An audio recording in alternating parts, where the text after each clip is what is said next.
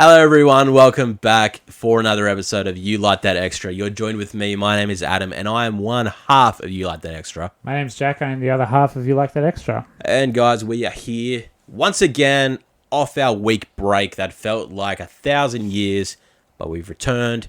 We've done our review of Spiral. Go check that out if you haven't seen it yet. If you're into that type of thing, very interesting record on that one. What else is happening on the Instagram, Adam? What else is happening? We're doing a bit of a giveaway, guys. So, if you would like to win yourself a You Like That podcast hoodie, a nice, warm hoodie with our beautiful faces stitched on the front of it. Not stitched, I should say printed. Printed. But because of how cold it is in Australia right now, you need to stay warm. Yeah. And what better way than by doing that than getting our face on your chest? So, very simple. Facebook and Instagram. Links are in our bio. All you have to do, find the post where we're doing the giveaway. You need to make sure you're subscribed to our YouTube channel. Then, you need to tag 2 friends in that post. Yep. And then you need to share that post. Once you've done that, you are in the draw to win. And we will be drawing that winner on Sunday, the 23rd of May, which will be for our Army of the Dead review on our main show. So if you are going to enter yourself in that, hit that episode so you can see if you won. We'll obviously announce it and do all that good stuff and make a charade about it. But later. But a little bit they later. Have to listen to the episode. So you have to fucking listen to it. It's a numbers game, baby. You gotta It's do what a you gotta numbers do. game. It's marketing 101. Sorry. It's Exactly you right. have to play these games, all right? Nah, but we want to but give you guys benefit something. because, you get... Exactly right. You know, Hoodies ain't cheap. They ain't cheap. We're paying for it all. Posted straight to your house. Don't got to worry about it. Yeah, you We'll don't even message have to come and pick it up from us. We'll None of send that. it straight None to of you. that. So it might take a little bit, but it'll be a nice surprise in the mail for you. So go on and enter that, guys. Get the word around. Get it out as many places as you can. Log into your mum's account. Share it off hers. So you have a double chance of winning. Ooh, cheeky. All right. So let's jump into today's review, guys. So for this one, as I can remember, we did a war movie choice, I believe. Yeah. Was for this. So we went with Inglorious Basterds, Fury, and 1917. And Inglorious Basterds took the cake on this one. It was actually pretty close to 1917. Would have been interesting because I haven't seen that movie I also yet. haven't seen it. And it's one that I want to see. Yeah, I've heard it's really, really good. Yeah. It's, But- yeah. Really, really good. Inglorious Basterds was the winner. And really, really good fucking movie. So, let's jump in quickly to the little rundown for you here. So, Inglorious Basterds, released in 2009. Written and directed by the man Quentin Tarantino. This is a runtime of 153 minutes. It goes. Boy, does it go. This had a budget of 70 million. It returned 321.5 million in the box. Hell yeah. Rotten Tomatoes score 89% on the critics, 88% in the audience. Yeah. Everyone agreed this movie fucking slapped. So this was starring big cast. I'm going to go through some of the main ones. Boy. Brad Pitt, Melanie Laurent, Christoph Waltz, Eli Roth, Michael Fassbender, Diane Kruger, Daniel Bruhl, Till Schweiger, Gideon Burkhardt, Jackie Ito, BJ Novak, and among many, many other people God, that starred in so this many movie. people. Like Mike Myers shows up That's for right. 3 seconds. Mike Myers is briefly in there, Oh, just mate. because. Why not? Yeah. So, straight off the bat, Jack, Inglorious Basterds. Do you like this movie? Well, this movie ends with Brad Pitt staring down the camera, like staring directly into the camera and saying, I think this might be my masterpiece. And then it pops up, written and directed by Quentin Tarantino. That says everything you need to know. This is Quentin Tarantino's best movie. I think this is one of the best movies ever made. It's just an unbelievable movie. Like, Yeah. you want it to keep going, and which is weird to say for a near 3 Which is hour weird movie. to say because of how long it is already. Just the star power to start with. Yeah. Nobody knowing really who Christoph Waltz was until this movie, and then fucking look at what it did for him. The story, the setting, the humor in such a grim and horrible time. Yeah. And then, of course, what QT does best at the end of his movies, just a bloodbath. So there's something for everyone in this movie.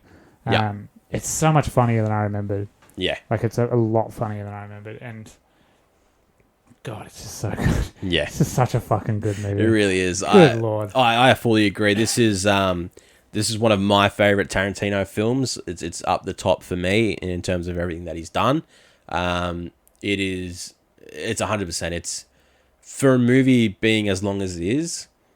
A lot of the times they can really falter on themselves and just not keep you going the whole time. Especially Quentin himself. Like, he has problems dragging scenes on. Yeah. And there are long scenes in this. You have a lot of long scenes. Like, the initial scene of this movie is, 25 Something minutes like long? that, yeah. The bar scene. The bar scene with itself. Michael Fassbender, yeah, that's a really long scene. When you look at this in a grand scheme of things, there's probably only about 7 or 8 scenes in this movie. Just extremely long. They're all just going a half an hour each.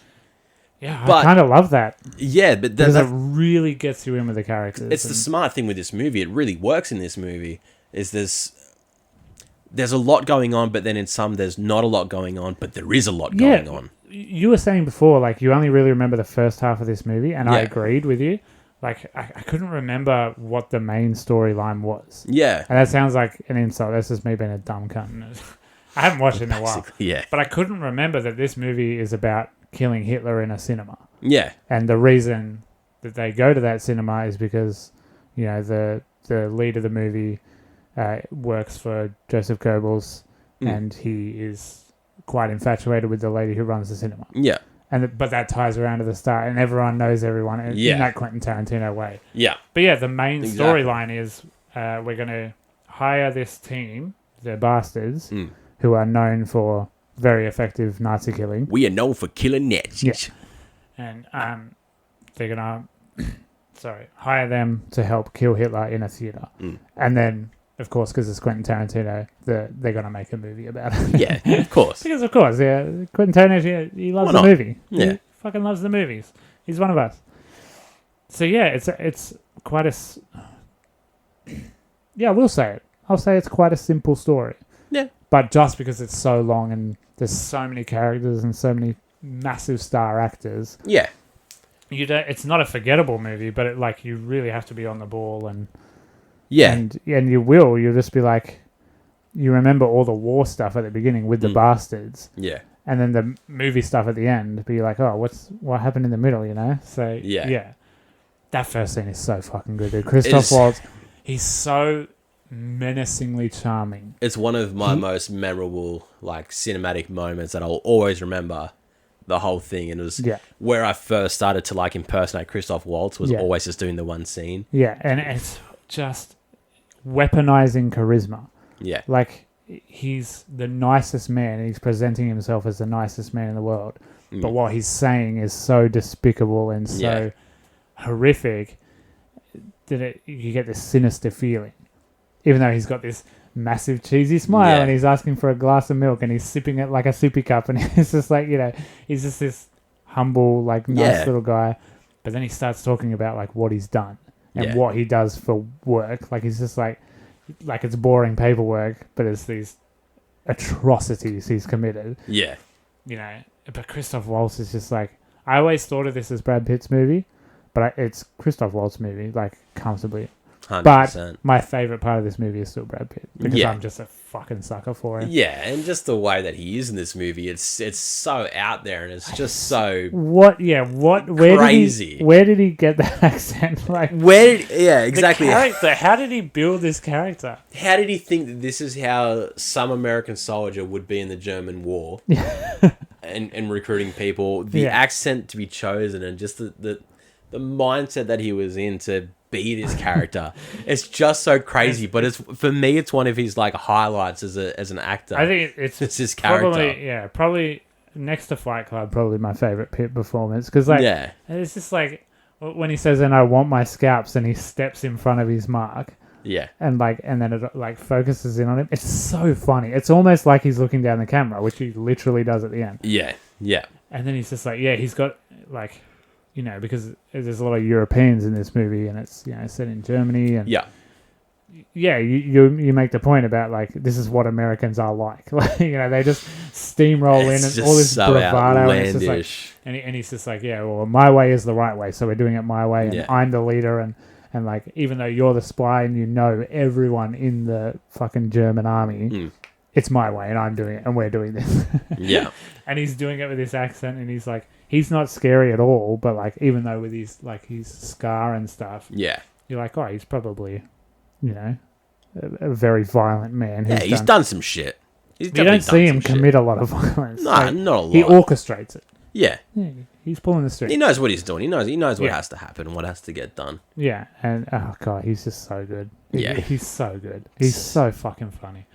It's you know what? I forgot Fassbender was in this as well. So did I when I read that there. Yeah. So this is really bad, but this could be a really short review for us because we don't remember a lot. Just never had the chance to rewatch this movie. I watched it 2 Tuesdays ago. And then for the Jack, that's I watched it 13 years gone. In our Spiral review, I had literally seen it an hour ago, and I didn't remember a lot of it. So that's just how my brain works. But you guys should know our formula by now. We don't do a lot of research into things. Yeah, Fassbender's great, and he's like, he's very British. Yeah. He's a very pompous British man. He's very proper, and he's like, he's this big spy, and like, he's the world's greatest spy. And Mike Myers, literally Shrek, hires him to, infiltrate the Germans and stuff, and he's the one who makes the mistake and fucks it all up, Yeah. So like, it's just like, just playing with expectations so bad, like, you know what I mean? Like throughout the whole movie. Yeah. Oh god, it's so good. This movie's so good. I do remember that. I remember how this movie's very good. Yeah, and it's always so good. But as we talk about the longevity of every scene, and them being so long, and what could seem to be very boring for some, it's just not. No, because there's still just all that tension happening in the room. It's just such a huge sense of unease. Like when she's at the dinner table with Goebbels and Zemo. It's not Zemo. I don't remember what his name is in this movie. Daniel Brühl. Daniel Brühl, whatever his character's name is. Yeah, and she's like, she's Jewish. Yeah. So she's sitting there the whole time, just like, geez, I hope they don't find that out. And then Christoph Waltz, he knows her. He has had encounters with her before. Knows her as Jewish, and then he steps behind her, and then like the air just gets sucked out of the room. So the scenes go on for a long time, but they are never boring. Because well, even like so the bar scene, when the two of them are down there with the Germans and that, and trying to blend in and pretend like they are as well. And when it comes down to it, his identity is given away from doing the wrong hand signal at the bar. And that shows you like just how fucking intense the Nazis were. Like, they can pick you out just by saying how many drinks you want. Yeah. You don't do it like that. You do it like that. And the point of that as well is like the whole scene, they're just like, oh, your accent's a little bit weird. Where are you from again? Where in Germany exactly are you from? Your accent's really weird. I've never heard that accent. And then the German guy comes in, he's like, well, I'm an accent specialist. And it's like, he's probably full of shit, but like, he's just trying to pick him out. And then, it's just a simple... He puts up the wrong finger, and that's simple hand gesture, and that's what starts his fucking bloodshed. Like, that fucking bloodbath. Yeah, and then that sort of sets the scene of like, their plan's probably not going to work. Like, so there's tension in that scene as well. And then plenty of tension there. But then, I mean, you get the payoff by the end of it. You do definitely get the payoff. Yeah, if you want to see Hitler die, if you want to see one Eli of the many Roth, iterations, you want to see Eli Roth with the fucking weirdest look on his face as he kills Hitler. Eli Roth is so funny in this movie. Yeah, he always is. He's always a fucking character, isn't he? Yeah, because like he's just a weird, creepy man already, and he makes weird, creepy movies. Yeah, but he's good friends with Quentin Tarantino, so he just put him in there. And that's all you got to do is just and he's like be friends with Quentin Tarantino. Scary, violent guy. He's just like, and he's like, when he's that close to Hitler, he sees Hitler, and he's just like foaming at the mouth, pretty much, just like ready to kill him. So one of the things to sort of talk about here is. Being another movie that's centralized about the death of Hitler. Yeah. Is it something that's fine to always expand and create different stories upon? I think we're done with it. I think unless you're telling the true events like the Tom Cruise movie Valkyrie. Yeah. Like unless you're doing it properly factually, you can't. Quentin. He just kind of wrapped it up because that's what he does. He takes the artistic license. He did it with the Tate murders. Yeah. The whatever his name is, Charles Manson. In Once Upon a Time. Thank you. In the Hollywood movie. Yeah. It's the last one. So yeah, he's like, and it's fucking ridiculous. Is the thing too? Like we are laughing at the death of Hitler. We are laughing at Nazis and how strict they are and how just. masturbatory it all was. Like, it was, they were so in love with what they were doing, and they were so, like, everywhere, just flags, fucking everywhere. They were just similar like, to that of like Jojo Rabbit. Yeah. Jojo Rabbit did it. I didn't like Jojo Rabbit. You didn't? No, that's a bit of a bombshell. I found it's way too twee for me. It's too quaint. It's too nice and saccharine, and I just fucking hated it. And I don't think it's as funny as it thinks it is. It's not a comedy masterpiece, but it's Taika Waititi being a and it's not genius. Strictly a comedy. Nah, it has a lot of heart. It has a lot of emotion. But yeah, to that's like, and again, that's. I guess you can do it if you're making fun of Hitler. And Taika Waititi and it's a weird is thing definitely. to say. He's definitely making fun of Hitler and how, like, yeah. He's just playing the boy's imagination of what Hitler is like. But this is realistic enough as well. Like, yeah, you know, the movies were booming at that time. You know, like cinema was. Yeah, 2009 is pretty peak. This new thing, but I mean in the 40s, like like after the war. Yeah, same thing. War movies happened, you know. War movies were invented, and again, it was very masturbatory. Very, they mentioned in this movie this new wave of German filmmaking is like, hey, we won the war, aren't we great? So you know you can poke fun at that, and Quentin did it very well, while also poking fun of himself and being like, I fucking love movies. I'm very good at making movies, so I'm going to set it in a movie cinema and, you know, kill them that'll via... be his final resting place. Like, no one on earth would know that the film nitrate is super flammable except Quentin Tarantino, you know? Of course. And there's just, like, gratuitous shots of them cutting up the film, and it's, like, all very movie porny. And stuff. I think that's why I like it so much. Speaking of masturbatory, here it comes. Quentin Tarantino. There's a very extended foot scene. Of course. Is there? Remember Diane Kruger? She... what happens? Because she gets shot in the bar, in the leg. Yeah. So she's got the big moon boot on to cover it. Yeah. And then... But Christoph Waltz finds her shoe at the bar. And, like, so she's telling him, I was mountain climbing, broke my leg. It's a bit embarrassing. And then he was like, all right, take the moon boot off. And then, like, of course, he rests her leg, like... very elegantly on his knee, and he's like, yes, remember, and he's got the high heel on, and he's just like, I'm gonna put it on now, and he strokes it, and then puts the high heel on, and it's all just like there, and it's just like, Quenty, naughty, Tintin, stop it! I don't want to look at feet when I'm watching very good movies. Margot's called you out and said, just stop it now. Yeah, well, enough. The fucking Hollywood movie was taking the piss with it. My fucking God, was it taking the piss with it? But yeah, that scene, like.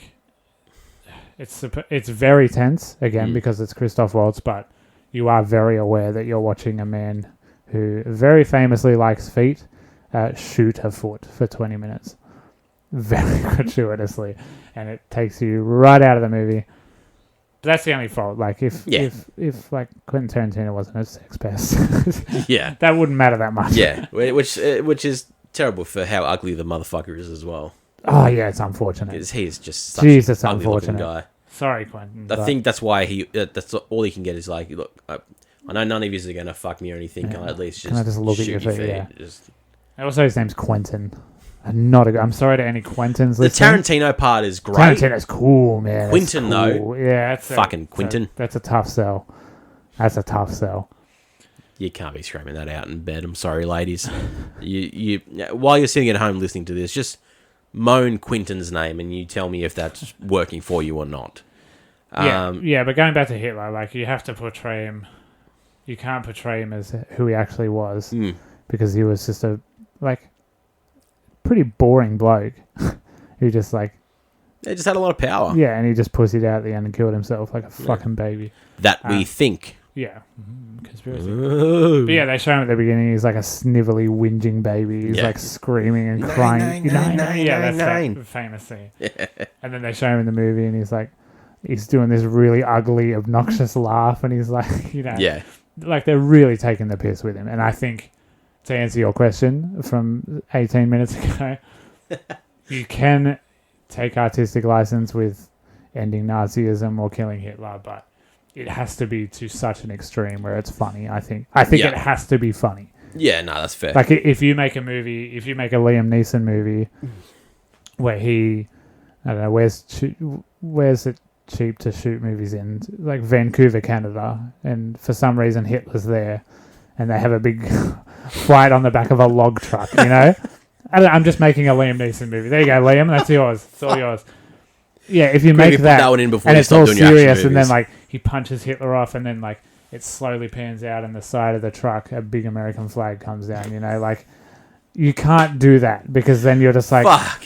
because you're like, fuck. That's just like insensitive. Yeah, it's asking to start. So something. many levels. That's asking to bring the Germans out of retirement. Whereas this is insensitive to a point where it's just like cartoonish. Pretty much. Yeah. Like Hitler, the guy who plays him, I don't remember who it is, but he is just cartoonishly villainous. Yeah. But still a snivelly little baby. The real villain is Christoph Waltz, being this.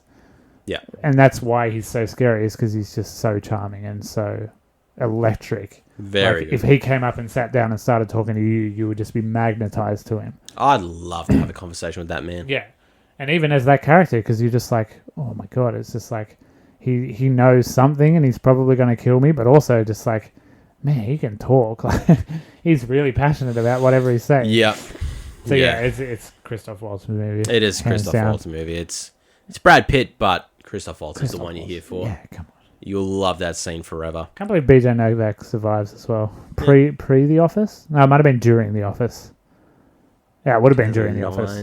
Yeah. I've never watched The Office in my life. I want to say yeah. I want to say yeah. It's just funny to Is see there? him. Funny Yeah. to see him outside of The Office. Fucking of course. I watched Fury after this. Yep. Let's talk quickly about Fury. Have you seen Fury? I've seen Fury. Fury is What a fucking movie. a fucking excellent movie. I love it. It's And one that- of my favorite war movies. And that's much more gritty, real. very real. The violence is not silly. It's It's wartime. incredibly violence. It's harrowing. what Yeah. would have actually fucking happened there. Yeah, I really fucking like Fury. Yeah. It's a great movie. Say what you will about Shia LaBeouf. Yeah. He's decent in it. Yeah. He's a weird character, but he plays it. It's a yeah. Shia LaBeouf character. Yeah, of course. It's very buff. But yeah, if you want more pit, that's what you're looking for. Yeah, very that's a fucking real good full movie. pit movie. Cruising in a tank. Yeah, and Inglorious fuck. Basterds, I think it's just one of the best movies ever No, made. 100% Inglorious Basterds. Comfortably Quentin Tarantino's best in my eyes. Yeah, definitely. It's definitely up there for me. First or second. Just I like, don't how do you make a 3-hour movie that gripping, you know? Like you have to find the time to watch it. But once you do and you Yeah. start watching it, you are just... Yeah, if you've never So seen on it, board. definitely watch it. It's a worthy You watch on have that to. one. You have to watch this movie. Yeah, so that's Inglorious Bastards. We dragged it on as long as we could. Stumbled our way through there, but we made it like we always fucking try to. But yeah, Inglorious Bastards, go watch it. I'm pretty sure you can watch it on Stan. Stan in Australia. Stan in Australia for streaming. Or just pick it up at JB Hi-Fi or Sanity, wherever you are. Just pay the money. Get it out. All right, guys. That's another week done. That is another extra episode done for the midweek review. While you're out there, guys, why don't you go buy some merch? You like that podcast.store. Get yourself some t-shirts, maybe a phone case, which I saw your sister repping, which Yeah, it's actually really good quality looks too. decent. Yeah. I was surprised. I saw it in person and it's very good quality. Is it a hard plastic? Yep. I was expecting one of those flimsy gel ones. No. Which is like a stuck-on sticker. Pretty sure it's... I don't remember fully because I don't remember anything, but I'm pretty positive it was hard. And it was like good quality. Beautiful. So pick yourself up a phone case. Samsungs and iPhones, all models available. But if you don't want to buy a hoodie, enter the giveaway, as we said at the start of the episode. Facebook, Instagram. Follow the steps on the post. Subscribe to the channel. Tag your friends. Share the post. Easy as. You'll get a hoodie. So with that one, guys, my name has been Adam. Wow, that didn't sound right at all. My name is Bean Adam. Ah! Jesus. I'm so tired right now.